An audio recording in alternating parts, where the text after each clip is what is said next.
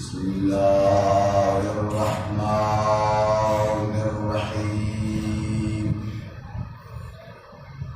حسبنا الله ونعم الوكيل نعم المولى ونعم النصير وأفوض أمري إلى الله إن الله بصير بالعباد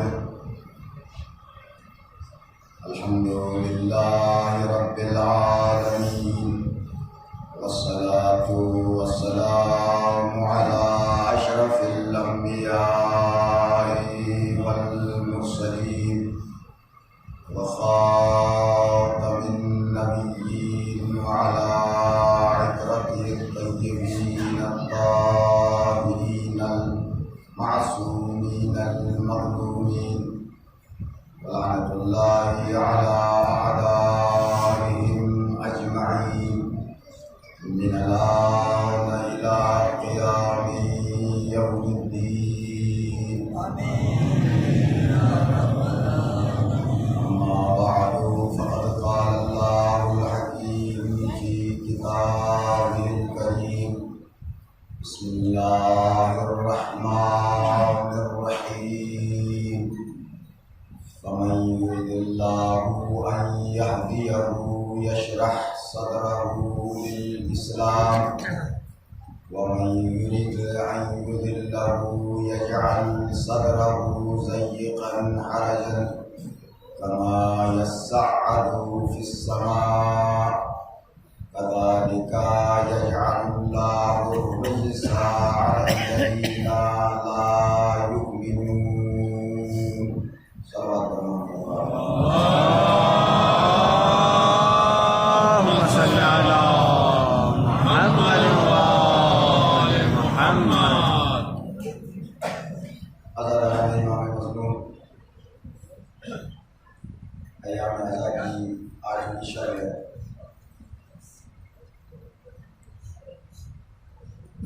قبل اس کے دستور مساجد شہریہ نوجوان مسلم کی سماعتوں کے حلیہ کریں گے. اس کے بعد گفتگو کا سلسلہ آگے بڑھے گا. گفتگو یہاں تک پہنچی تھی احکام کے حوالے سے کہ طریقۂ وضو جو کہ کل بیان ہوا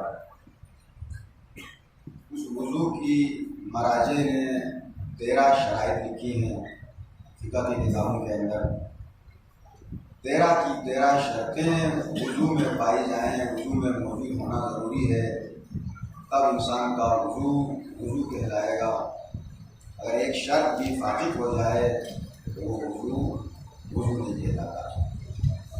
پہلی اور بنیادی شرط یہ ہے جو شخص وضو کرتا ہے, جس پانی کو وضو میں بروکار لاتا ہے وہ پانی کا پاک ہونا شرط ہے, ضروری ہے. نجس پانی سے وضو نہیں ہو سکتا. دوسری شرط یہ ہے کہ پانی کا مطلق ہونا, یعنی مضاف پانی سے. مضاف پانی کا ذکر پہلے ہو چکا. مضاف پانی یعنی گدلا پانی, کسی چیز سے لیا ہوا پانی, اس پانی سے وضو درست نہیں ہے. نہ وضو اور غسل ہو سکتا ہے اور نہ نجاست دور ہو سکتی ہے مضاف پانی سے. نجس چیز کو پاک بھی نہیں کر سکتا اور وضو و غسل بھی درست نہیں ہے. اور تیسری چیز یہ ہے کہ وضو کا پانی غصبی نہیں ہونا چاہیے. غصب کیا ہوا پانی, چوری کیا ہوا پانی وضو کا نہیں ہونا چاہیے, اپنا پانی ہونا چاہیے, اس میں کوئی غصب کا شائبہ نہ ہو. یا وہ پانی وضو کا پانی غصبی جگہ میں گر رہا ہو تو اس صورت میں بھی وضو صحیح نہیں ہے. چوتھی شرط یہ ہے کہ جس برتن کو آپ وضو کے لیے استعمال کر رہے ہیں وہ برتن غصبی نہ ہو.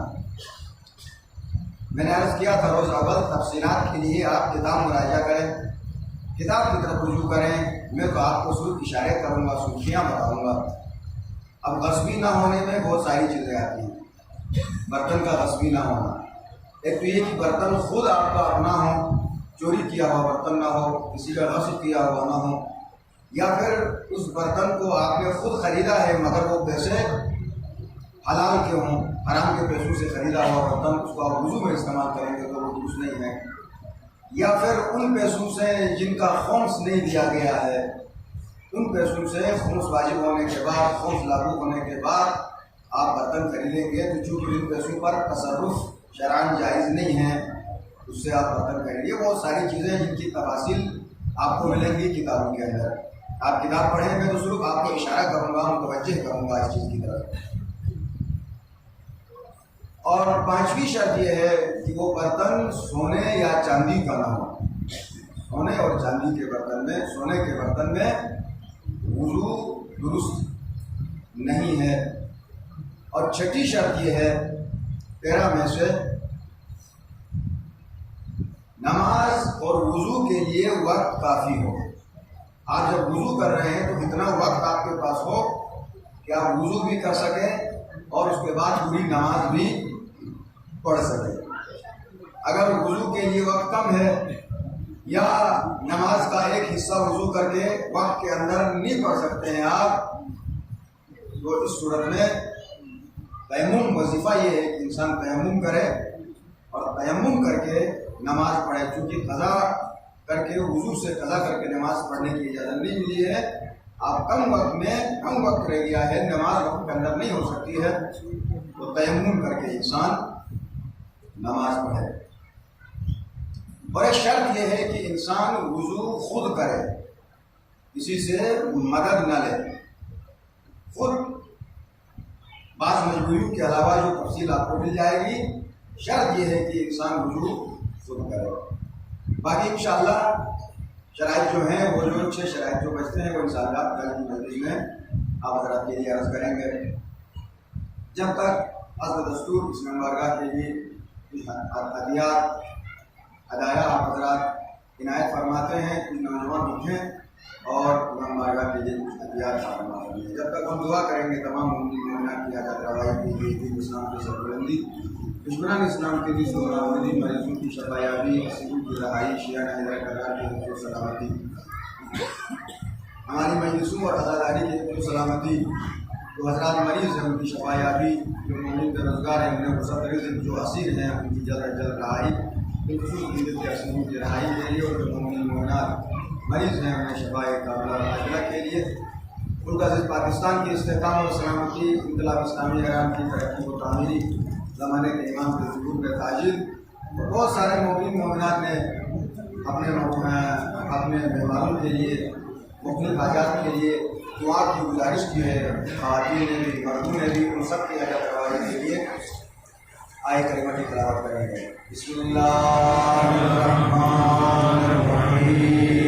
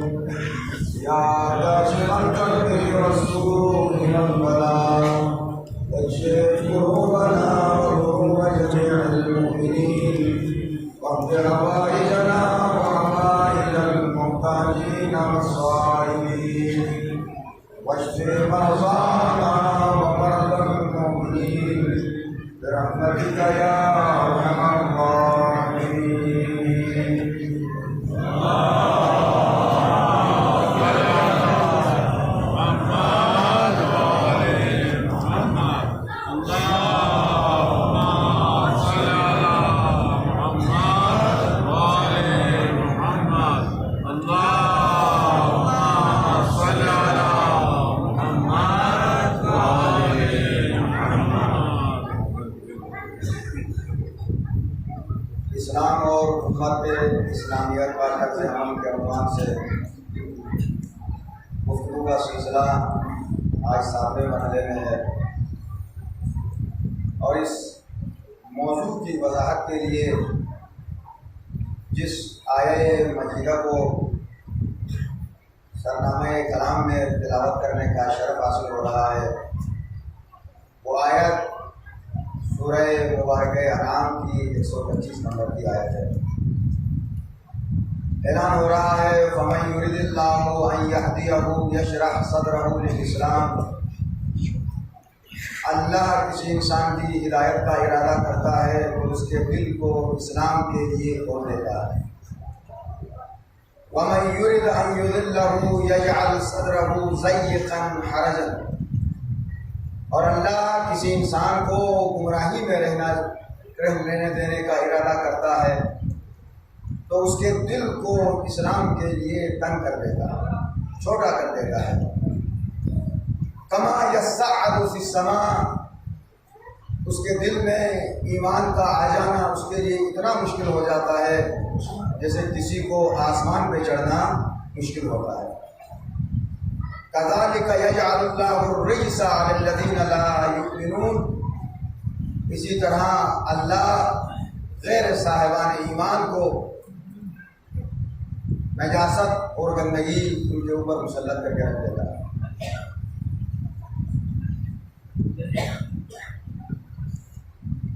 مختلف تہذیبوں کے انسان زیر اثر رہنے کی وجہ سے، مختلف ثقافتوں کے زیر اثر مسلمان رہنے کی وجہ سے بعض اوقات کچھ چیزیں اتنی معاشرے میں مضبوط ہو گئی کہ گویا لوگ اسے دین کا حصہ سمجھنے لگے، اور کچھ چیزیں ایسی معاشرے سے نکال دیا گیا کہ جیسے یہ باتیں دین کا حصہ ہی نہ ہوں۔ یہ ساری چیزوں کی جو بنیادی وجہ بتائی جا رہی ہے، دین سے لا علمی، دین سے عدم شناسی، یہ علم سے دوری کا سبب، جیسے کل پرسوں بھی مختصر ذکر ہوا کہ علم سے دوری انسان کو دین سے دور کرتا ہے، مذہب سے دور کر دیتا ہے، اسلام سے دور کر دیتا ہے۔ اور روایتوں میں آیا ہے کہ بالخصوص آخری زمانے میں، جب زمانہ بالکل اپنے آخری مراحل میں داخل ہوگا تو دنیا کا ہر طبقے کا انسان، ہر شعبے سے منسلک انسان دین سے اتنا دور چلا جائے گا کہ جیسے کہ یہ کسی مسلمان سماج میں زندگی ہی نہ گزار رہا ہو۔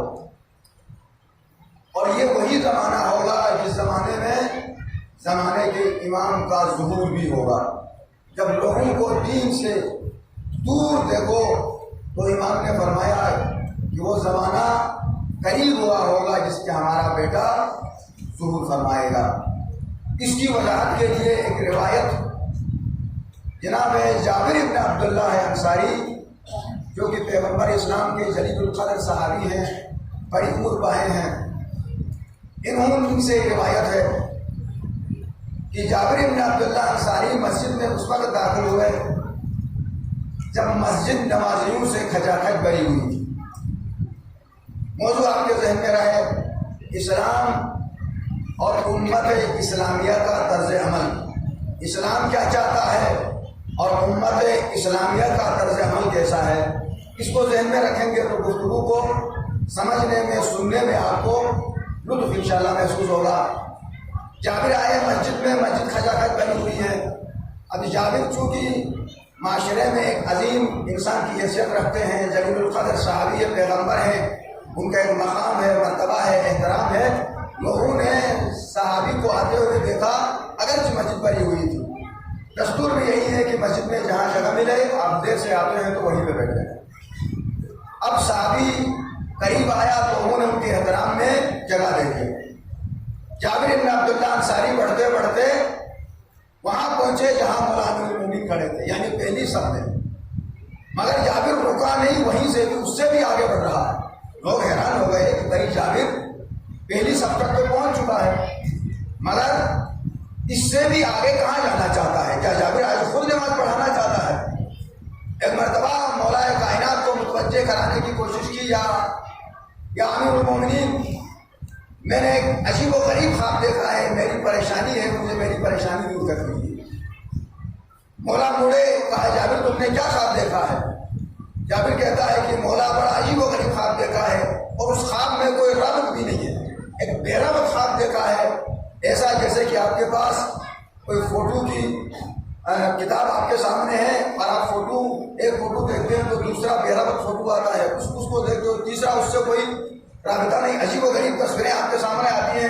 کہا مولا میں نے پہلا خواب یہ دیکھا، خواب کا جو پہلا سین تھا، پہلا منظر تھا وہ یہ تھا کہ میں نے دیکھا کہ خوبصورت کپڑا آسمان سے زمین تک لٹکا ہوا ہے، بڑا خوبصورت، بڑا پیارا، اور لوگوں کو اعلان عام ہو رہا ہے کہ جسے چاہیے یہ کپڑا پورا لے۔ اور اس زمانے میں کپڑے کی اہمیت زیادہ تھی، یعنی اس زمانے میں جو اہمیت سونے کی ہے وہ اہمیت کپڑے کی تھی، کپڑا نایاب تھا، اور اس نایاب دور میں اتنا خوبصورت چمکدار سونے کے تاروں کا بنا ہوا کپڑا، ایسا لگتا ہے چمکدار کہ لے جانے کو کہا جا رہا ہے مگر کوئی لے جانے کو تیار نہیں ہے، مگر کوئی لینے آتا بھی ہے تو اس سے ٹکڑا کاٹ کے لے کر چلا جاتا ہے، جس کی وجہ سے وہ کپڑا بدنما اور برا دکھائی دیتا ہے، کیونکہ اس کا کاٹ دیا، ادھر سے کاٹا ادھر سے کاٹا، کوئی آتا ہے پھر ٹکڑا کاٹ کے لے جاتا ہے، پورا کپڑا لے جانے کو تیار نہیں ہے۔ مولا جیسے ہی یہ منظر میری آنکھوں کے سامنے آیا، میں نے دیکھا کہ ایک دوسرا منظر میرے سامنے آیا، وہ منظر یہ تھا کہ میں نے دیکھا کہ دو بہترین پنجرے ہیں جو پرندوں کو اس کے اندر رکھتے ہیں، خوبصورت نظر آ رہے ہیں، دور سے بڑے خوبصورت نظر آ رہے ہیں، اور اس سے جو آوازیں نکلتی ہیں پرندوں کی وہ بھی بڑی خوبصورت ہیں، بڑی خوبصورت آوازیں اندر سے آ رہی ہیں۔ اور جب میں قریب جا کر دیکھا تو پنجرے ہیں مگر اس کے اندر نہ پرندے ہیں اور نہ وہ خوبصورت آواز۔ میں حیران تھا کہ میں کیا دیکھ رہا ہوں، اتنے میں نے دیکھا کہ مجھے دور سے ایک تالاب نظر آیا، تیسرا سین خواب کا، بڑا خوبصورت، بڑا پیارا، جو بہترین اینٹوں سے، سونے کی اینٹوں سے، نہ جانے کن ٹائلوں سے بنا ہوا ہے، بڑا بہترین خوبصورت ایک مجھے تالاب نظر آیا۔ اب میں جب قریب جا کے دیکھا تو اس تالاب کے اندر اتنی محنت سے بنانے والے نے بنایا، پانی نہیں ہے اس کے اندر، خس و خاشاک اور کچرا ہے۔ میں حیران ہو گیا، میں اسی حیرانگی میں تھا، منظر بدل گیا، میں نے چوتھا منظر دیکھا۔ چوتھا منظر یہ تھا کہ دو قسم کے جانور ہیں، دو قسم کی گائے ہیں، ایک جانور بہت دبلا ہے، پتلا ہے، کمزور ہے، اور دوسرا جانور صحت مند ہے، دو طرح کی گائے ہیں۔ اور کچھ لوگ آتے ہیں، آ کر ان صحت مند گائے سے دودھ نکالنے کے بجائے ان جانوروں کے پاس آتے ہیں جن کے تھن بھی سوکھے ہوئے ہیں، جو کمزور ہیں، بالکل لاغر ہیں، ان سے دودھ نکالنے کی کوشش کرتے ہیں۔ میں حیران تھا یہ کیا معاملہ ہو رہا ہے، ایسے میں منظر بدل گیا خواب کا۔ مولا میں نے دیکھا کہ دو طرح کے لوگ ہیں، کچھ صحت مند لوگ ہیں، تر و تندرست لوگ ہیں، تازہ لوگ ہیں، اور کچھ ایسے لوگ ہیں جو بالکل کمزور، لاغر، بیمار، پریشان حال لوگ ہیں، اور وہ پریشان اور بیمار لوگ جا کر صحت مند لوگوں کی خبر گیری کر رہے تھے۔ میں حیران ہے، یہ دنیا کا کیسا عجیب دستور ہے، صحت مند کو چاہیے کہ وہ بیمار کی خبر لے، مگر یہ بیمار جا کر صحت مند کی خوشامدیں کر رہے ہیں۔ اسی کشمکش میں تھا، میں نے دیکھا کہ خواب کا منظر بدل گیا۔ چوتھا اور چھٹا سین میرے سامنے آیا، میں نے دیکھا ایک عجیب جانور کو، گائے سے ملتا جلتا ایک جانور ہے جس کے دو سر ہیں، سر دو ہیں اس کے، جیسے شہروں میں بعض اوقات دیکھا جاتا ہے کہ نیچے سے جانور ہے، اوپر سے ایک عورت نظر آتا ہے، وہ مصنوعی چیزیں سے بناتے ہیں، چڑیا گھر وغیرہ وغیرہ، لیکن یہاں جانور ہیں ایک، لیکن سر دو ہیں، دونوں سروں سے، ظاہر ہے سر دو ہے، منہ بھی دو ہیں اس کے، دونوں منہ سے وہ کھاتا جاتا ہے، کھاتا جاتا ہے، کھاتا جاتا ہے، مگر اس کا پیٹ نہیں بھرتا۔ میں حیران تھا کہ آخر یہ کون سا جانور ہے، دو منہ سے کھا رہا ہے مگر اس کا پیٹ نہیں بھرتا، مگر یہ سر اٹھاتا ہی نہیں ہے۔ ایسے میں ساتواں منظر خواب کا میرے سامنے آیا، میں نے دیکھا ایک عجیب و غریب منظر دیکھا، عجیب منظر دیکھا، پھر دو تالاب دیکھے، ایک سونے کا ہے، ایک تانبے کا ہے۔ ایک آدمی بڑی تیزی سے تانبے کے تالاب سے پانی نکال کر سونے کے تالاب میں ڈالتا ہے، اتنی تیزی سے کہ جیسے مشین لگی ہوئی ہو، مگر نہ یہ تالاب میں کمی آ رہی ہے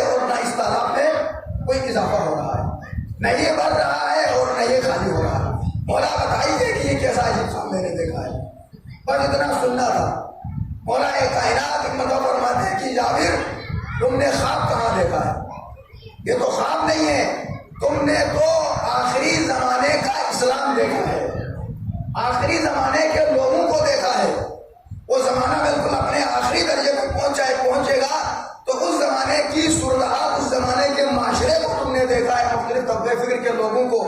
یہ تو خواب نہیں ہے۔ کہا مولا وہ کیسے؟ فرمائے کہ وہ جو کپڑے جو تم نے زمین سے آسمان کا حسین ترین خوبصورت کپڑا دیکھا ہے، لوگوں کو اعلان عام کیا جا رہا ہے کہ جسے چاہو تو یہ کپڑا لے لو، مگر کوئی لینے کو تیار نہیں ہے۔ وہ ہے آخری زمانے کا اسلام۔ اسلام پر عمل کرنے کا حکم سب کو ہے، لیکن لوگ اس پر عمل کرنے کو تیار نہیں ہوں گے۔ اپنی مرضی میں جو بات آ گئی اس پر عمل کریں گے، جو مرضی کا نہیں ہوگا اسے چھوڑ دیں گے۔ امیر المومنین فرماتے ہیں۔ اور آج دنیا میں واقعی ایسا ہوتا ہے، بعض احکام شرعی کو لوگ اگر تسلیم کرتے بھی ہیں تو اس پر اس طرح سے عمل نہیں کرتے گویا یہ دین کا حصہ ہی نہیں ہے، اور بعض چیزیں جو ان کی آسانی ہے اس پر دین پر عمل کرتے ہیں۔ اسلام نے کہا کہ خود خلو فی السلم کافہ، قرآن کہتا ہے کہ تم دین میں پورا کا پورا، اسلام میں پورا کا پورا داخل ہو جاؤ۔ ہم نے عمل کرنا ہے تو آدھا اسلام پر عمل کر کے آدھا کو چھوڑنا، یہ اللہ کا منشور نہیں ہے۔ پورے کے پورا خلو فی السلم کافہ، پورے کے پورا دین میں داخل ہو جاؤ، مگر آخری زمانے میں پورے دین پر عمل کرنے والا آپ کو کوئی نظر نہیں آئے گا۔ جس بات کو جو پسند کرتا ہے وہ کرے گا۔ نماز پسند ہے وہ پڑھ لی، روزہ نہیں رکھے گا، روزہ رکھے گا کہ حج کے بارے میں کہ نہیں یہ میں حج نہیں کروں گا، حج کرے گا تو خمس و زکات سے انکار کر دے گا۔ یعنی مختلف چیزیں جو استعمال دین سے اٹھا لے گا اور بعض چیزوں کو وہ دین کا چھوڑ گا۔ یہ آخری زمانے کا اسلام آپ نے دیکھا ہے۔ اور وہ جو دوسرا منظر جو تم نے 2 پنجرے دیکھے ہیں، بڑے خوبصورت نظر آتے ہیں، لیکن قریب سے جا کر دیکھو تو وہ پنجرے خالی پڑے ہیں، کوئی آواز نہیں ہو رہی۔ وہ آخری زمانے کی امانت اور وفاداری ہوگی۔ امانت کی بڑی اہمیت ہے اسلام میں، وفاداری کی بھی بڑی اہمیت ہے، مگر جو آخری زمانہ ہوگا تو دکھانے میں لوگ بڑے ایماندار نظر آئیں گے، بڑے دیندار نظر آئیں گے، بڑے اچھے نظر آئیں گے، بڑے وفادار نظر آئیں گے، مگر جب عملی میدان میں آپ نے دیکھیں گے تو نہ امانت کی حفاظت کرنے والے ہوں گے، نہ وعدہ وفا کرنے والے۔ اور ایک جملہ بار بار امام نے فرمایا کہ جب یہ زمانہ آئے گا تو ہمارا بیٹا چاہے صبح کو ظہور کرے گا یا شام کو ظہور کرے گا، اتنا قریب وقت آیا ہوگا ظاہر ہونے کا۔ اچھا، یہ تیسرا منظر۔ اور آپ نے جب چوتھا منظر دیکھا ہے وہ خوبصورت تالاب جو سونے کی اینٹوں سے بنا ہوا ہے، بہترین ٹائلوں سے بنا ہوا ہے، بڑا مزین کر کے جو تالاب بنایا گیا ہے، دور سے بڑا خوبصورت نظر آتا ہے، لیکن قریب جا کے دیکھا تو اس کے اندر کچرا ہے، کائی جمی ہوئی ہے، اندر پانی ہی نہیں ہے۔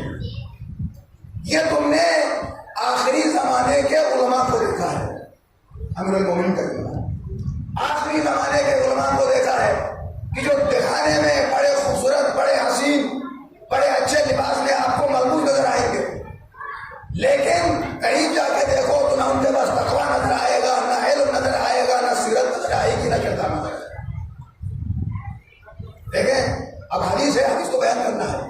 مولا نے فرمایا وہ خوبصورت تالاب کا مطلب یہ کہ دور سے اچھا نظر آئے گا، لیکن حقیقت میں دیکھا جائے تو اس کے اندر کچھ بھی نہیں۔ وہ آخری زمانہ جب امام کے ظہور کے قریب کا زمانہ ہوگا تو علماء بے عمل ہوں گے، کہیں گے کچھ، کریں گے کچھ، جو کہیں گے وہ کریں گے نہیں، اور جو کریں گے وہ کہیں گے نہیں۔ ایسا ہی ہوتا ہے نا، جیسے شاعروں کے بارے میں قرآن نے کہا وَالشُّعَرَاءُ يَتَّبِعُهُمُ الْغَاوُونَ، یہ جتنے شاعر ہیں سب گمراہ ہیں، سب گمراہ ہیں۔ یہ کرتے کچھ ہیں اور کہتے کچھ ہیں، جو کہتے ہیں وہ کرتے نہیں ہیں، جو کرتے ہیں وہ کہتے نہیں ہیں۔ سورہ شورى کی آخری آیت ہے۔ اسی طرح سے علماء کے بارے میں یہ فرمایا، اور پھر اس کے بعد جب آگے بڑھ کر امام نے فرمایا وہ جو تم نے گائے دیکھی ہے، 2 طرح کی گائے، ایک کمزور ہے، دوسری موٹی ہے، کہ موٹی گائے کو چھوڑ کر کمزور گائے سے دودھ نکالا جاتا ہے، وہ آخری زمانے کے حکمران ہوں گے۔ وہ آخری زمانے کے حکمران جو امیروں کے قریب بھی نہیں جائیں گے اور غریبوں سے طرح طرح سے ان کا خون چوسنے کی کوشش کریں گے۔ واقعی کیا بات ہے، آج آپ دیکھ رہے ہیں نا، ہر چیز پر ٹیکس کے نام سے غریبوں کا خون چوسا جا رہا ہے۔ महंगाई एक तरफ है, लोग वैसे परेशान, और उसके ऊपर माचिस की चिड़िया के ऊपर भी आपको टैक्स लगा हुआ नजर आएगा, दूध के डब्बे के ऊपर भी आपको टैक्स लगा हुआ नजर आएगा, दवाइयों की एक गोली के ऊपर भी आपको टैक्स लगा हुआ नजर आएगा। ये क्या है? और ये टैक्स फिर इस्तेमाल भी गरीबों के लिए इस्तेमाल नहीं होता। ये जो टैक्स जमा होता है फलाह व बहबूद के लिए खर्च होना चाहिए, नहीं होता। फरमाया कि आखिरी जमाने के हुक्मरान ऐसे होंगे जो अमीरों को छोड़कर गरीबों के पीछे पड़े होंगे, उन्हें चूसने की कोशिश करेंगे। पेट्रोल महंगा होता है तो तकलीफ किसे होती है? गरीब को होती है। दुनिया में महंगाई आती है तो तकलीफ किसको होती है? गरीब को होती है। जितने मामलात हैं वो सारा बोझ जाके गरीब के कंधे पर पड़ जाता है। फरमाया कि वो आखिरी जमाने की जो तुमने गाय की कमजोर गाय से दूध निकालते हुए देखा है वो आखिरी जमाने के हुक्मरान हैं। और उसके बाद जो तुमने वो मंजर देखा, दो किस्म के आदमियों को देखा, एक मोटा है ताजा है और दूसरे जो है कमजोर है, दुबले हैं, पतले। वो दुबले पतले जाकर ताकतवर लोगों की आयादत कर उनकी खबर ले रहे हैं। फरमाया जाबिर ये तुम्हारा ख्वाब तुमने आखिरी जमाने के अमीरों और गरीबों को देखा है। इस्लाम ये कहता है कि गरीब अमीर गरीब के दरवाजे पर जाए। इस्लाम और उम्मत इस्लामिया का तर्ज अमल, इस्लाम का मंशूर यह है कि अमीर गरीब के दरवाजे पर जाए और हमारा तर्ज अमल यह है कि गरीब अमीर के दरवाजे पर जाए। कितना फर्क है इस्लाम और उम्मत इस्लामिया के तर्ज अमल में। मैं गैर मुस्लिम सोसाइटी की बात नहीं करता हूँ। गैर मुस्लिम सोसाइटी के लिए मेरा मौजू क्या फायदा? मेरा मौजू है उम्मत इस्लामिया के लिए, उम्मत मुस्लिमा के लिए। इस्लाम का हुक्म यह है कि अमीर चाहे अपना खम्स लेकर, अपनी ज़कात लेकर, अपनी खैरात लेकर, अपने सदकात लेकर उसके दरवाजे पर जो मोहताज है, जो गरीब है, जो फकीर है, जो परेशान है, लेकिन उम्मत इस्लामिया का तर्ज अमल यह है कि गरीब को खुद चल के जाना है अमीर के दरवाजे पर, अपना हक मांगने के लिए, अपना हक मांगो। और फिर कुरान का वाज़ेह है ना, वफ़ी अमवालिकुम हक़्क़ुन लिस्साइल वल महरूम, तुम्हारे माल में मांगने वाले का भी हक है, न मांगने वाले का भी हक है, महरूम का भी हक है। तो ये सदकात, ये खैरात, ये खम्स, ये ज़कात क्या है? गरीबों का हक है। वो हक लेने के लिए खुद उन्हें जाना पड़ता है, मगर इस्लाम कहता है कि नहीं, अमीर को चल के जाना चाहिए। और फिर ऐसी बात है कि जो इस आलम में सुबह करे कि उसे उम्मत इस्लामिया की खबर ना हो, उम्मत इस्लामिया की खबर ना है तो फालिस मुस्लिम, वो मुसलमान ही नहीं है, वो मुसलमान नहीं है। मांगने वाले को कुछ मिलेगा, ना मांगने वाला जो मारूम है वो मारूम ही रहेगा। लिहाजा एक सरमायादार इंसान की जिम्मेदारी है कि उसकी नजर में मोहताजों की फहरिस्त होनी चाहिए, गरीबों की फहरिस्त होनी चाहिए, खुददार लोगों की फहरिस्त होनी चाहिए। कुछ तो ऐसे हैं जो जाके मांगते हैं, कुछ ऐसे लोग हैं जो पेट पर पत्थर बांधते हैं मगर मांगने को तैयार नहीं है, उसको कहते हैं मारूम। वो खुददार लोग होते हैं। माशरे के कुछ ऐसे लोग हैं जो पसंद ही नहीं करते हैं किसी के सामने हाथ फैलाना, मगर ये दौलतदार इंसान, साहिब सरवत इंसान की जिम्मेदारी है कि उसका भी ख्याल करे। वो जो तुम्हारे पास मांगने के लिए नहीं आता है मगर मजबूर जरूर है, उसकी जिम्मेदारी का भी ख्याल करे। तो फरमाया कि वो आखिरी जमाने के अमीरों और गरीबों को तुमने देखा है कि गरीब का इंतजार करेंगे, दरवाजे पर आए तो 4 रुपए देके भेज देंगे, मगर खुद कभी किसी गरीब के दरवाजे तक ये लोग नहीं जाएंगे। वाकई ऐसा होता है। कोई ऐसा इंसान मुझे दिखला दे जिसने गरीबों का हक लेकर किसी के दरवाजे तक गया हो।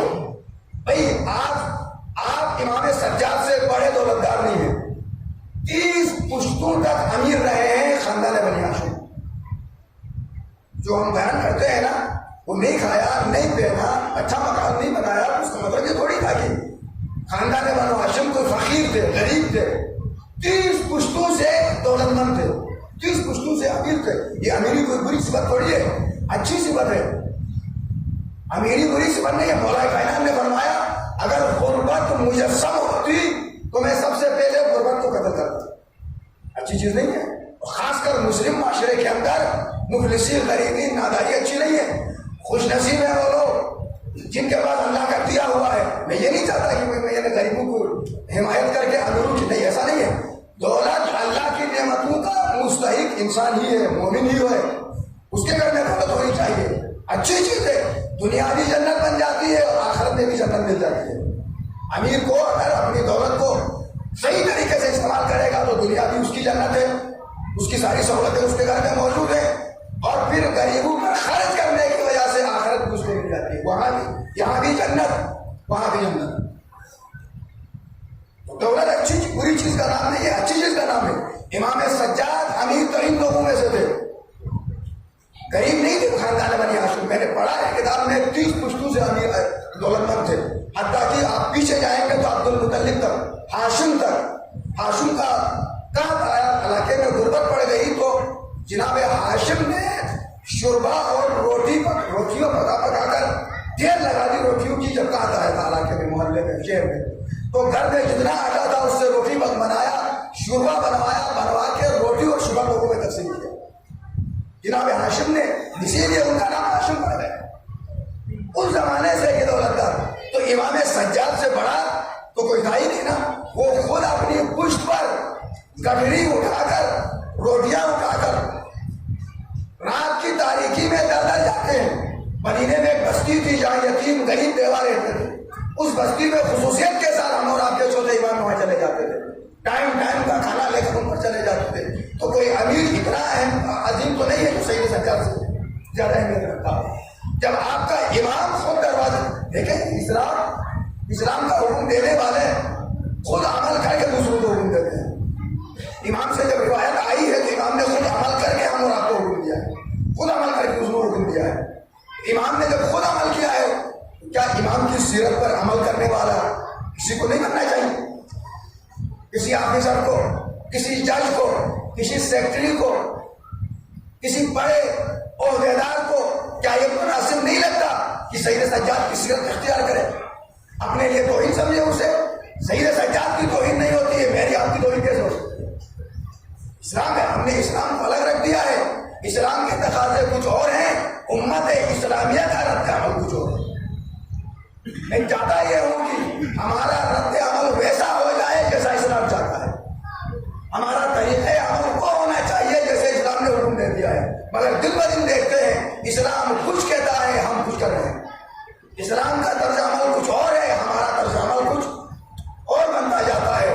تو فرمایا کہ وہ جو غریب اور امیر کو تم نے دیکھا ہے آخری زمانے میں، اس کے بعد چھٹا منظر جو دیکھا ہے جابر تم نے، وہ کیا دیکھا ہے؟ 2 سر والا جانور دیکھا ہے، 2 سر والا جانور۔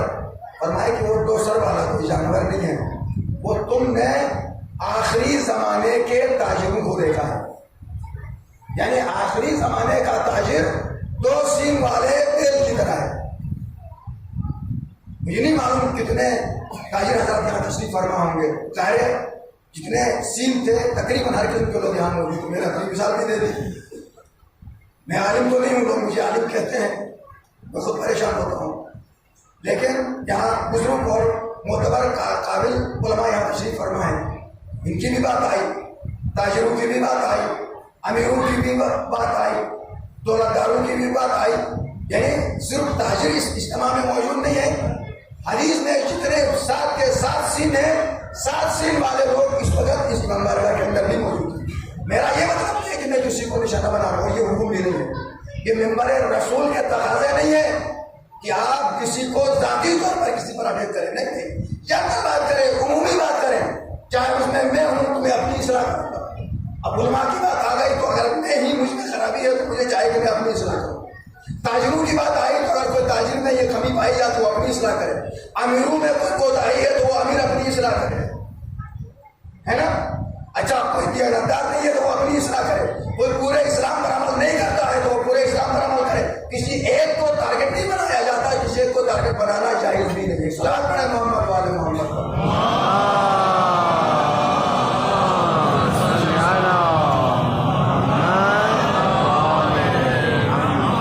فرمایا وہ جو تم نے 2 سینگ والا پیل دیکھا ہے، جانور دیکھا ہے، دو سر والا، دونوں 2 سر ہیں، 2 منہ ہیں، دونوں منہ سے وہ کھاتا جا رہا ہے، دونوں منہ سے وہ کھاتا ہے مگر پیٹ نہیں کرتا۔ فرمایا کہ یہ آخری زمانے کا تاجر ہوگا، حلال کے راستے سے بھی جمع کرنے کی کوشش کرے گا، حرام کے راستے جمع کرنے کی کوشش کرے گا۔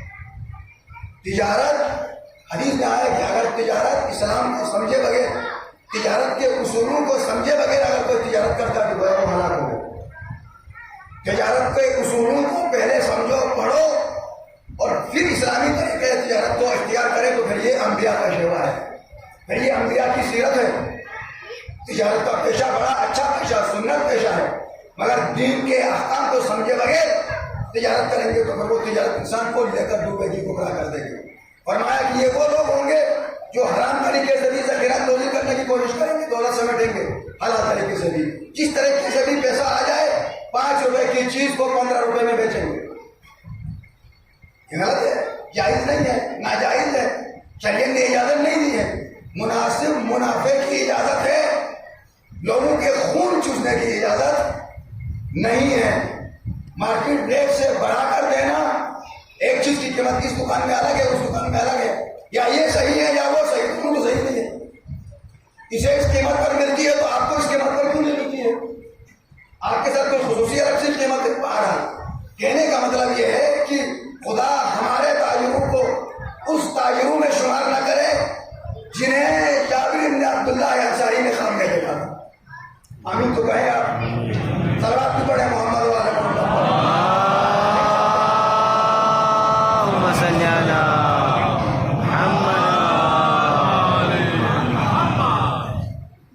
لہذا یہ خواب جو ہم تک پہنچا ہے یہ ہماری اصلاح کا ایک بہت بڑا ذریعہ ہے, جس میں تقریباً معاشرے کے تمام طبقے فکر کو شامل کر دیا ہے. ہر آدمی اپنی اصلاح کرے, ہر آدمی. اور اب اس کے بعد جابر بن عبداللہ انصاری نے جو 7واں سین دیکھا تھا, مجھے نہیں معلوم آپ یاد کرتے ہیں یا نہیں کرتے, دلتے نہیں کرتے, کیونکہ میں تو یاد کر کے رہا ہوں, مجھے تو یاد ہے. 7واں سین یہ ہے, اگر میں سوال کروں تو ٹائم لگے گا, باہر چھوڑ دے. ایک سوال پڑھے, اس کے بدلے میں محمد و علی محمد.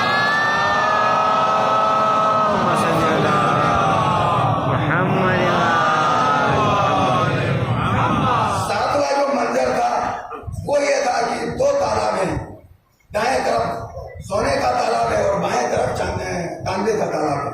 ایک شخص بجلی کی طرح, مشین کی طرح تانبے کے تالاب سے پانی نکال کر سونے کے تالاب میں ڈال رہا تھا.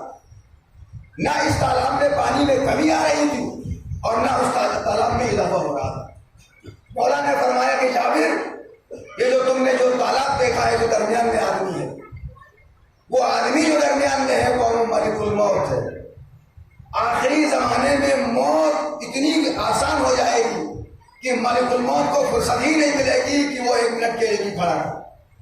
ادھر موت ادھر موت ادھر موت. آپ دیکھتے پرانے زمانے میں گھوڑے سوار کرتے تھے, گھوڑا ایکسیڈنٹ ہو گیا تو 1 آدمی مر گیا, اور تو مرتا ہی نہیں تھا, مر گیا تو 1 آدمی. اب ایک جمبو جٹ جہاز کا ایکسیڈنٹ ہو گیا تو 500 افراد مر گئے. خدا نہ خاصا, خدا نہ کرے. اور آئے دن آپ دیکھتے ہیں کیا حادثہ, کہیں کوسٹر گر گئی, کہیں بس گر گئی, کہیں گاڑی گر گئی, کہیں پتھر آیا, کہیں سویا ہوا آدمی اٹھ نہیں سکا, کبھی ہارٹ ہوا, کبھی بلڈ پریشر ہوا, کبھی شوگر نے شوٹ کیا, کبھی کچھ. یعنی آخری زمانے کی نشانیوں میں سے ایک نشانی یہ ہے کہ اموات کثرت سے ہوں گی, اموات کثرت سے ہوں گی, کثرت سے اموات ہوں گی, اور لوگ اتنی تیزی سے مریں گے جیسے کہ اس تالاب سے نکل, یعنی دنیا سے نکال کر آخرت کی طرف پھینک رہا ہے اسرائیل ملک الموت.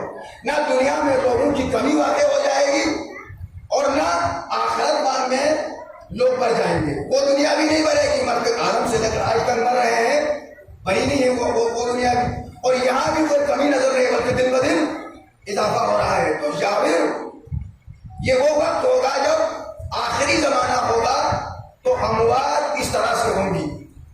صبح کو آپ نے ملاقات کی ہے تو شام کو خبر آئے گی کہ وہ دفن ہوگی, اور شام کو آپ نے اس سے ملاقات کی ہے تو صبح پتہ چلے گا کہ وہ آدمی دفن ہو گیا. ہمارے کو یقیناً وہی صورتحال آج دنیا میں ہو رہی.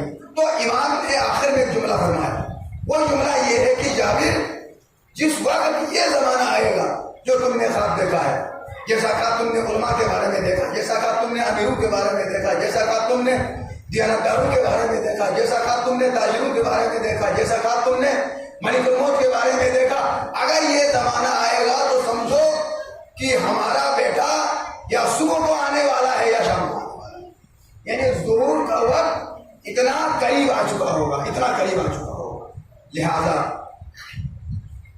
अमाल से को देखकर, निशानियों को देखकर इंसान को इबरत हासिल करने की जरूरत है। और ये कब होगा? फिर वही बात, जब इंसान के पास इल्म होगा, इंसान के पास आगाही होगी, तब इंसान दीन को समझ सकता है। तब इस्लाम समझ में आता है। बगैर इल्म के, बगैर कोशिश के, बगैर साय के तो समझ में आता है। और फिर इसे समझने के लिए उन लोगों की तरफ रुजू करना होगा जिनके पास कायनात का इल्म है, जिनके पास जमीन का इल्म है, जिनके पास आखिरत का, आसमान का इल्म है, जिनके पास वकुल्ल शैइन अहसैनाहु फी इमाम मुबीन। ये कौन लोग हैं? वो इमाम मुबीन है। जिनके पास कायनात का इल्म है वो इमाम मुबीन है। इमाम मुबीन आपके 12 इमाम हैं। आप उनकी तरफ रुजू करेंगे, उनकी सीरत की तरफ रुजू करेंगे तो हर चीज का इल्म इंसान के पास आ जाएगा। मौला कायनात अमीरुल मोमिनीन, किसी ने पूछा, या अली आप हर सवाल का जवाब इतनी जल्दी से देते हैं, यानी इल्म हासिल करना, जहालत इस्लाम से दूर कर देगी। इल्म हासिल करेंगे तो इस्लाम के करीब आएंगे। और इल्म कहाँ से मिलेगा? वो जो उलुल इल्म है, वो जिनके पास कायनात का इल्म है। फसअलू अहला ज़िक्र इन कुंतुम ला तालमून, कुरान ने कहा। वो इमाम मुबीन है, जिनके पास कुल्ल शैइन अहसैनाहु फी इमाम मुबीन, हर चीज का इल्म है। उनकी तरफ रुजू करना पड़ेगा तो दीन खुद ब खुद मिल जाएगा, इस्लाम की मारिफत खुद ब खुद आ जाएगी। कहा या अली इतनी जल्दी में जवाब देते हो कि कभी आपको गलत होने का शायबा नहीं होता? अगर कहीं गलती हो जाए जवाब देने में तो क्या करोगे? मौला कायनात फरमाते हैं कि भाई तुम बताओ तुम्हारे हाथ में कितनी अंगुलियां हैं, तुम्हारे हाथ में अंगुलियां कितनी हैं? तो वो शख्स कहता है कि 5 अंगुलियां हैं। कहा तुम इतनी जल्दी जवाब कैसे दे? तुम्हें खौफ नहीं हुआ, डर नहीं हुआ कि जवाब देने में गलती हो जाएगी? मुस्कुरा के कहता कि या अली इसमें डर और खौफ की क्या बात है? मेरा हाथ है, मेरे सामने है, 5 अंगुलियां हैं, मुझे पता, इसमें क्या बात? तो मौला कायनात ने फरमाया जैसा तेरा हाथ तेरे सामने है, 5 अंगुलियों के बारे में तुम इश्तिबा नहीं कर सकते हो, वैसे कायनात की एक एक चीज अली के सामने है, अली इश्तिबा नहीं कर सकते।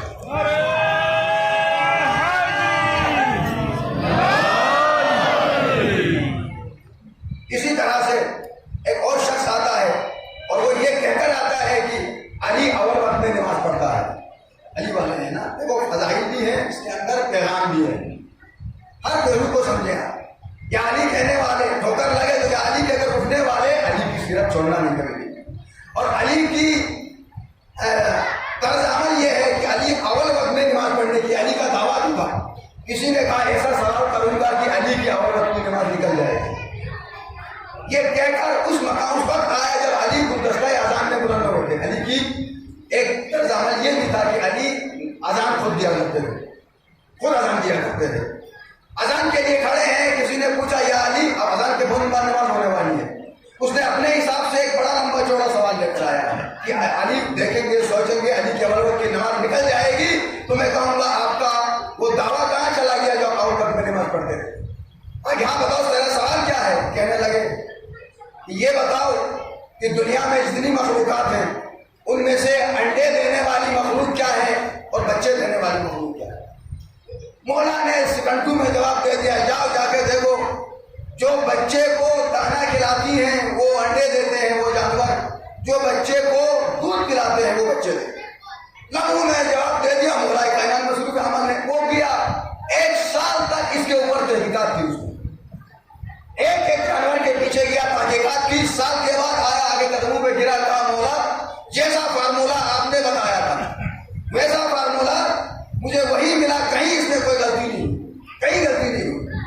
अच्छा, फिर मौला फरमाते हैं कि जाओ जाकर जो चबा के खाता है वो बच्चे देते हैं और जो पूरा साबुन निकलता है वो अंडा देता है। ये कानून। उस आदमी ने 1 साल तक उसके ऊपर तहकीकात की।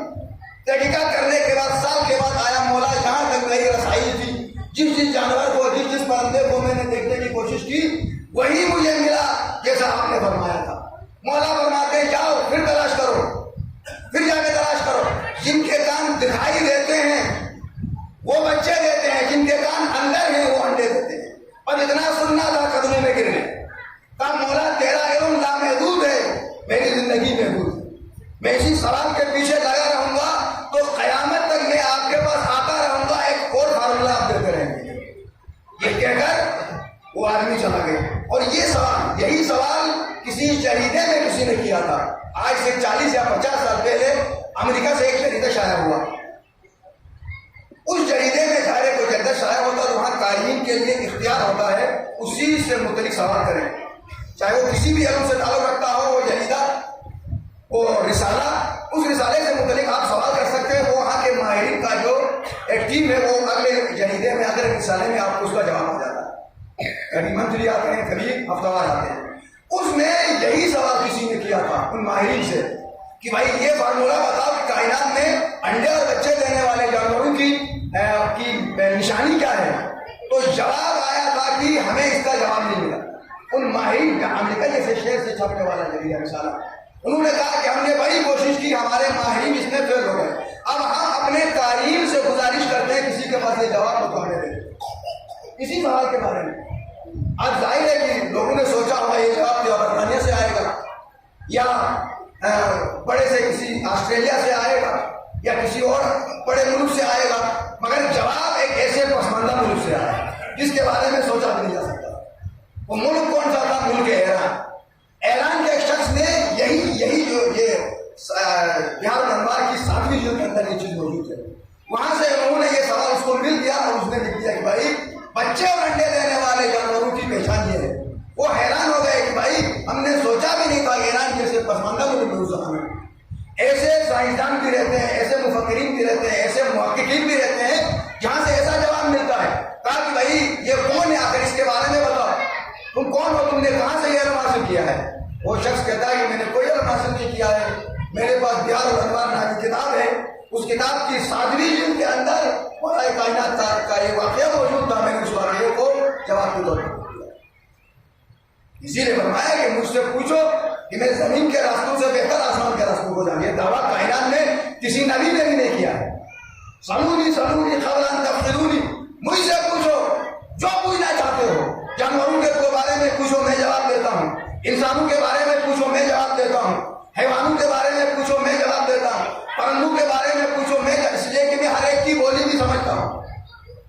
دنیا میں کسی انسان نے یہ اعلان نہیں کیا, محمد پیدا بھی نے اعلان کیا. تبھی تو مولا کائنات نے اپنا علمدار بنایا تھا. مولا کائنات کو نبی نے اپنا علمدار بنایا تھا.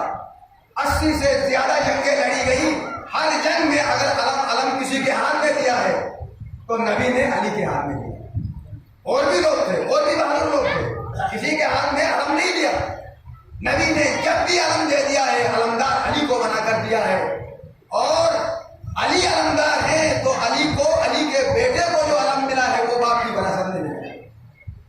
علی کا بیٹا عباس, نبی نے علی کو علم دیا اور حسین نے کربلا میں عباس کو علم دیا. یہ علم عباس کے پاس جو آیا ہے یہ علمدار ہے, یہ عباس کے باپ کی ملکیت تھی. عباس کس ہستی کا نام ہے؟ عباس عجیب و غریب ہستی ہے. عجیب و غریب ہستی کا نام ہے عباس. پیدا ہوئے تھے جس دن پیدا ہوئے تھے مولا حسین, مولا کائنات نے گود میں لیا, چہرہ دیکھا اور کہا کہ عباس نام رکھا. مولا کائنات نے خود رکھا جس کے معنی جلال والا, اور لقب دے دیا ابو القربہ, مشکیزہ کا اٹھانے والا. قربہ کہتے ہیں مشکیزے کو. نہ جانے مولا کے ذہن میں کیا تھا.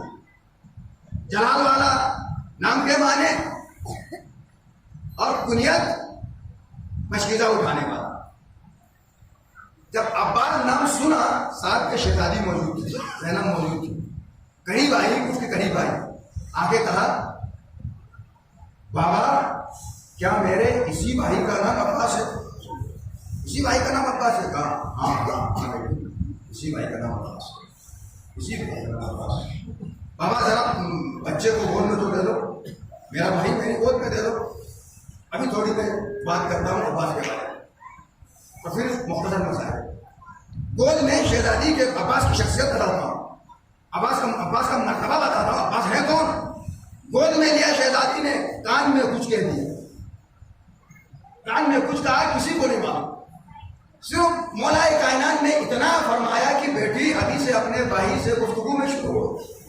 ابھی سے اپنے بھائی سے گفتگو میں لگ گئی. کہا بابا میں گفتگو تو نہیں کرتی ہوں, میں تو अम्मा का सलाम अपने भाई तक पहुंचा देंगे। ये है अब्बास। कायनात नबी की बेटी फातिमा ज़हरा को सलाम करती है, नबी खुद उठ के इस्तकबाल करते हैं फातिमा का, और फातिमा अब्बास को सलाम करती है। उस हस्ती का नाम है अब्बास। अब्बास समझ में आ गया? उसे कहते हैं अब्बास। उस हस्ती को मक्के में इमाम हुसैन का काफिला था, हज को उम्रे में तब्दील किया। कहीं भी खुतबा देने का वक्त आता तो हुसैन खुतबा देते थे, मगर मक्के में खुतबा देने की बात आई तो अब्बास को आगे किया। अब्बास ये बड़ा इज्तिमा है, जितना इज्तिमा बड़ा इज्तिमा मक्के में मिला हुसैन को कहीं नहीं मिला। बड़ा इज्तिमा मिला, सारी दुनिया के लोग मौजूद थे हाजी। का अब्बास ये खुतबा आपने देना है। अब अब्बास ने मिम्बर पे बैठ कर खुतबा नहीं दिया, तवाफ करने वाले हाजियों को चीरते हुए खाने काबे की छत तक पहुंच गए। दुनिया का कोई खतीब, बड़े से बड़े खतीब को भी ये सआदत नहीं मिली है कि वो काबे की छत पे जाकर तकरीर करे। अब्बास है जिसने खाने काबे की छत पे चढ़ी, ऊपर चढ़ गए। चढ़ने के बाद फरमाते हैं लोगों की तरफ देखा, अल्हम्दुलिल्लाहिल्लज़ी शर्रफ हाज़ा बिखुदूमी अबीही। तमाम तारीफें उस मालिक कायनात के लिए हैं, उस मालिक के लिए हैं जिसने इस काबे को काबिल एहतराम बनाया उसके बाबा की विलादत की वजह से। ये नहीं कहा मेरे बाबा की विलादत की वजह से, अपनी तरफ मंसूब नहीं किया। सामने हुसैन तवाफ में मसरूफ है। तमाम तारीफें उस खुदा के लिए हैं जिसने इस घर को काबिल एहतराम बनाया उसके बाबा की विलादत की वजह से। शर्रफ हाज़ा बिखुदूमी अबीही। दुनिया कहती है ना कि अली ने काबे को ज़ीनत बख्शी है, ये पहला जुमला अब्बास की ज़बान से निकला है। ये जुमला अगर किसी के ज़बान से निकला है तो वो अब्बास की ज़बान से निकला है। अली की विलादत ने काबे को शरफ बख्शा है और फरमाया कि काना फिल बैति अम्स फिल अम्स बैतन सारा क़िबलतन। कल तक ये एक आम घर था, लोगों याद रखो, कल तक ये एक आम घर था। चंद जुमले सुनो अब्बास के फज़ाइल के, उसके बाद जन्नत में बात आई। अब्बास तक खाली मसाइब पर इत्तफा न करें, इस हस्ती को जरा समझे कि ये कौन सी हस्ती है। ताकि कल तक एक आम घर था, इसके बाबा की विलादत ने इसे क़िबला बना दिया। अब्बास फज़ाइल बयान करते हैं हुसैन के भी अपने बाबा के, इसके बाबा की विलादत ने इसे क़िबला बना दिया, इसे क़िबला बना दिया।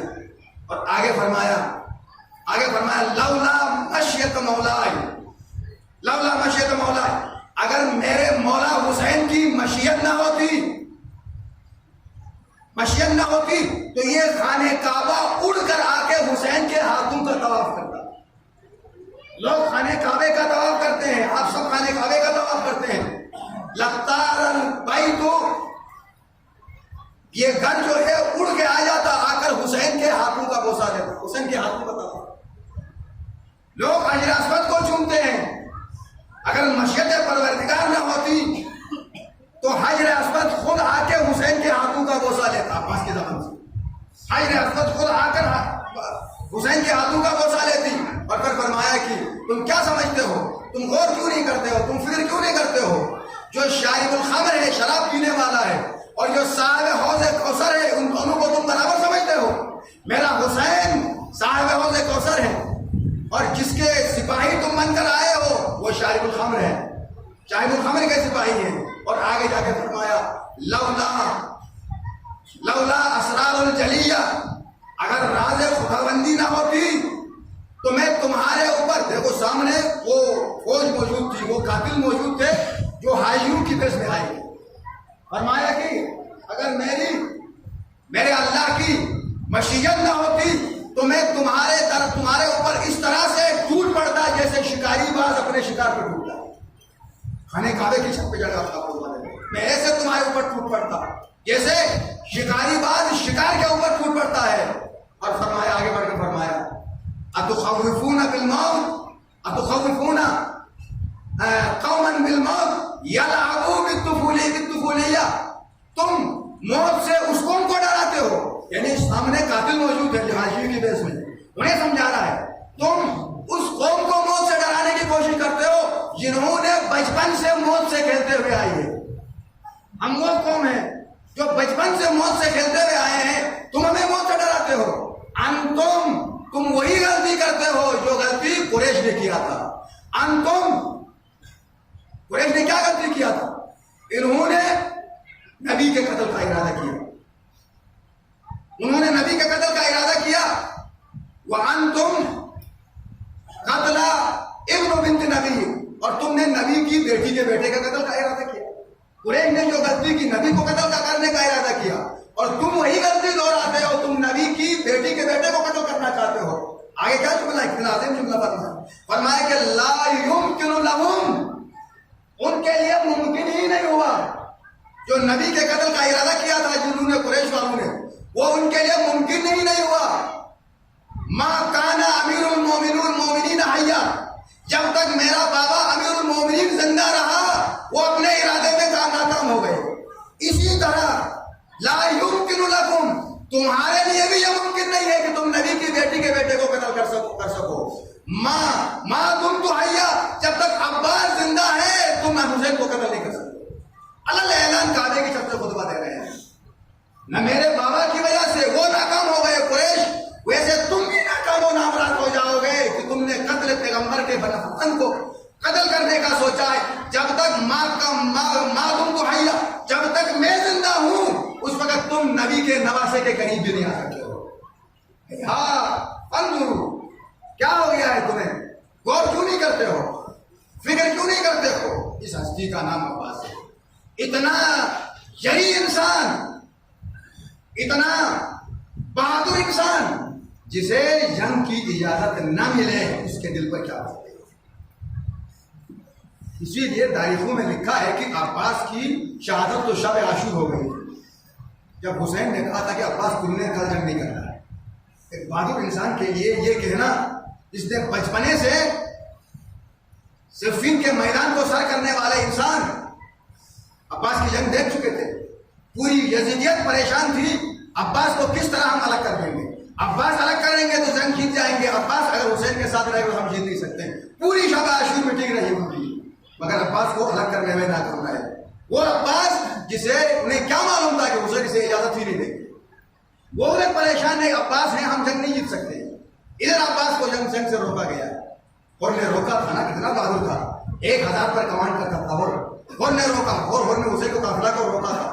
حسین کی ماں کا نام لیا تھا اور نے، تو عباس آگے کہا تھا یہ تم نے کس کی ماں کا نام لیا؟ اگر دوسری مرتبہ بھی یہ نام زبان پر لے آؤ گے تو تیری زبان کاٹ دوں گا. 2 محرم سے پہلے، اور 4 محرم کو یہی اور امام حسین سے ملنے کے لیے آیا زور سے پہلے. عباس نے اسے راستے میں روک کے کہا کہ جا سکتے ہو، ملاقات ہو سکتی ہے، لیکن نیزہ اور تلوار چھوڑ کے جاؤ. اور کہتا کہ عباس تم مجھے کیا سمجھتے ہو؟ آپ نے مجھے سمجھا کیا ہے؟ میں 1000 افراد پر کمان کرنے والا ہوں، میں ہوں.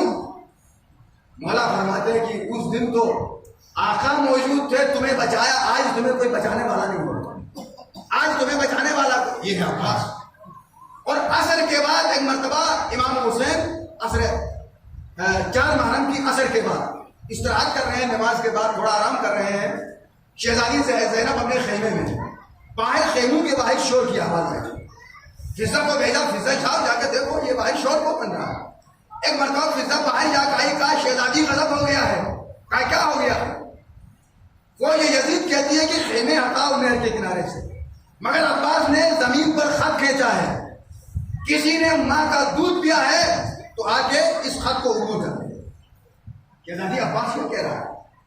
اچھا جاؤ جا کے عباس سے کہو زینب نے تمہیں بلایا ہے. فضا گئی، یہی کہا ہوگا نا، عباس تمہیں تیری بہن نے بلایا ہے.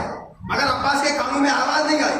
ایک مرتبہ پھر پلٹ کے فضا آئی، کہا شہزادی عباس نے زمین پر خط کھینچا ہے اور عباس کی کنپٹیوں سے پسینے گر رہے ہیں، آنکھیں سرخ ہیں. بس شہزادی نے کہا فضا جاؤ جا کے عباس سے کہو اگر عباس تم نہیں آؤ گے تو علی کی بیٹی باہر آئے گی. بس اتنا سننا تھا. میرا مولا عباس اندر آ گئے اور جنگ کی اجازت تو تھی نہیں. عباس کو جنگ کی اجازت نہیں تھی، بالکل جنگ کی اجازت نہیں تھی. آتے تھے، اجازت مانگتے تھے، فرماتے تھے عباس تم میری فوج کے علمبردار ہو، انت حامل لوائی. عباس تو میری فوج کا علمدار ہے، میں تمہیں کیسے اجازت دوں؟ جب تک لشکر کا سپاہ سالار زندہ ہوتا ہے، فوج کے حوصلے بلند رہتے ہیں. سپاہ سالار مر جاتا ہے تو فوج بے بس ہو جاتی ہے، فوج کا حوصلہ ختم ہو جاتا ہے. عباس تمہیں اجازت نہیں ملے گی. نظر یمیناً و شمالاً، عباس نے ایک مرتبہ دائیں دیکھا، ایک مرتبہ بائیں دیکھا. آواز دی بھیا آقا حسین وہ فوج کہاں ہے جس کا میں علمدار ہوں؟ اب تو وہ فوج بھی نہیں رہی. مگر عباس کو اجازت نہیں ملی ہے تو خیمے کے پیچھے جا کے بیٹھ گئے ہیں خاموشی سے. اب آقا اجازت نہیں دیتے ہیں، میں کیا کروں گا. ایک خیمے سے سکینہ کی آواز آئی، پھوپھی اماں میں بہت پیاسی ہوں، پھوپھی اماں میں بہت پیاسی ہوں، مجھے ایک گھونٹ پانی پلا دے. بس اتنا سننا تھا. خیمے کے قریب آئے، آواز دی بیٹی سکینہ آؤ میرے ساتھ آ جاؤ. بچی کو گودی میں اٹھایا، بچی کو گود میں اٹھایا اور امام حسین کے پاس لے کر چلے. حسین دیکھتے ہیں عباس بچی کو لے کر آئے ہیں. کہا اسے عباس میں جانتا ہوں تم سکینہ کو لے کر آئے ہو، جاؤ میں نے تمہیں پانی لانے کی اجازت دی، میں تمہیں پانی لانے کی اجازت دیتا ہوں، جاؤ. عباس مشکیزہ ہاتھ میں لیتا ہے. 4000 افراد نہر فرات میں پہرےدار تھے. علی کے شیر نے لمحوں میں ان 4000 کے لشکر کو دھکیل دیا، پیچھے دھکیل دیا، گھوڑے کو نہر میں ڈال دیا. مشکیزہ بھرا، پانی اٹھایا، آواز دی اے فوج اشکیا تم ہمیں بے بس سمجھتے ہو، لو دریا ہمارے قبضے میں ہے، فرات عباس کے قبضے میں ہے، پانی عباس کے قبضے میں ہے، میں بے بس نہیں ہوں. یہ کہہ کر چلو میں پانی لیا. عجب نہیں عباس کے ذہن میں خیال آیا ہوگا ابھی تو سکینہ پیاسی ہے، ابھی میں پانی نہیں دے سکتا. پانی کو عباس نے واپس فرات کے حوالے کیا. جب فضا میں، جب ہوا میں نمی محسوس کی عباس نے، شاعر نے کیا منظر کشی دی ہے. جب ہوا میں نمی محسوس کی عباس نے، اتنی اونچائی پہ رکھ دی تشنگی عباس نے. مشکیزہ بھرا، گھوڑے کو لے کے خیمے کی طرف جا رہے ہیں. ایک منزل ایسی آئی عباس کے دائیں بازو پر کسی ظالم نے حملہ کیا، بازو کٹ کے زمین پر گرا. عباس نے علم اور مشکیزے کو بائیں ہاتھ میں لیا. ایک ظالم ایسا آیا جس نے بایاں بازو بھی کاٹ دیا. اب عباس کی پوری تمنا یہ تھی کہ یہ پانی خیام حسینی تک پہنچ جائے، کسی نہ کسی طریقے سے پیاسے بچوں تک یہ پانی پہنچ جائے. یہ کہہ کر عباس آگے بڑھ رہے ہیں. ایک منزل ایسی آئی کہ ایک تیر لگا عباس کی آنکھ پہ لگا، آنکھ میں خون بھر آیا. عباس چاہتے ہیں تیر کو نکالے تاکہ مشکیزہ کی حفاظت ہو جائے. اللہ اللہ جس کے ہاتھ نہ ہو چھپ جاتا ہے تو ہاتھوں کی ضرورت ہوتی ہے. یہی سبب ہے کہ جب بشیر نے مدینے میں آواز دی اے مدینہ والو حسین کا قافلہ آیا ہے، حسین مارا گیا ہے، حضرت عباس کی والدہ ام المنین نے سنا. ایک مرتبہ گھبرا کے کہا، جلال کے عالم نے کہا اے بشیر یہ تم کیا کہتے ہو کہ میرا حسین مارا گیا؟ ہاں بیوی میں صحیح کہتا ہوں، حسین مارا گیا. نجف کا رک گیا، آواز دی اے مولا کائنات، اے میرے والد کس عباس پر ناز کرتے تھے، اس عباس کی موجودگی میں سنتی ہوں حسین مارا گیا. بشیر کہتا ہے بیوی یہ نہ کہیے، یہ نہ کہیے، جب تک عباس زندہ تھا حسین کے قریب کوئی نہ آ سکا تھا.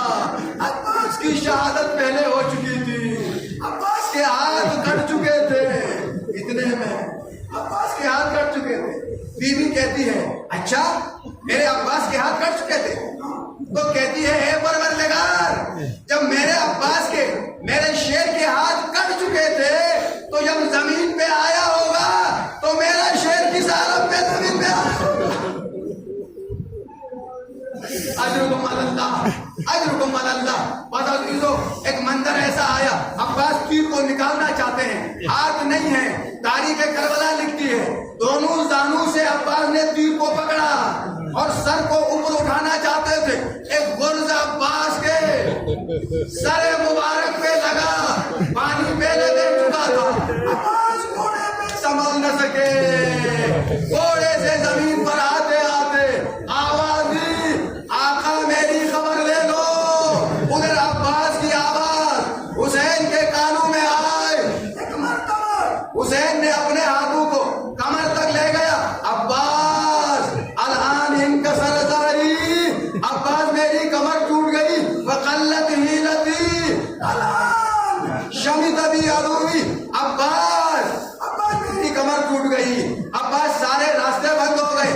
अब्बास दुश्मन ताने दे रहे हैं, अलमदार कहाँ है, बताओ अब्बास मैं क्या जवाब दूं। बस अजीजो, एक मरतबा हुसैन अब्बास के करीब आए, अली का लाल एड़ियां रगड़ रहा था, सर को जानू पे रखा और खुदा हाफिज कहकर अलम लेकर हुसैन खेमे के करीब आए। एक मरतबा करीब आए, शहजादी आगे बढ़ के कहती है, भैया मेरा शेर कहाँ है।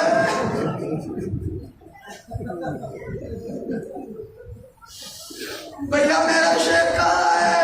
इतने में छोटी बच्ची आई, सकीना आई, बाबा को देखा, अलम को देखा, अब्बास नजर नहीं आए, दामन पकड़ के पूछती है, बाबा क्या मेरे चचा के बारे में कोई खबर है। हुसैन फरमाते हैं, सकीना चचा को क्यों याद कर रही हो। कद वाअदनी बिल माँ, मुझे मेरे चचा ने पानी का वादा किया था, वह ला युखलिफ वादा, मेरा चचा बेवफा नहीं है, बस इतना सुनना था। एक मरतबा हुसैन ने कहा, बेटी सकीना अब चचा को याद न करो, मेरा चचा नेट के किनारे बाजू कटाकर सो गया, इतना सुनना था।